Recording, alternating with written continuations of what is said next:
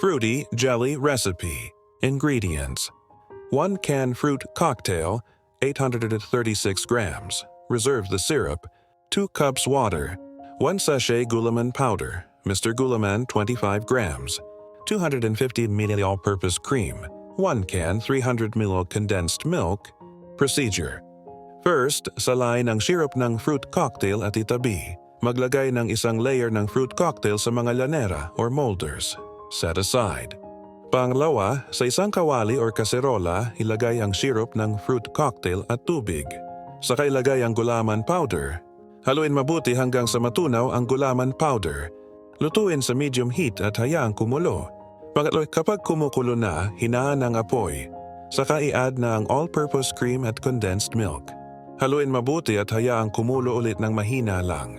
Pang-apat, kapag nag-soft boil na, yung hindi kulong-kulo, may kaunti lang bula sa gilid ng kaserola. Pwede na itong isalin sa mga molders na may fruits.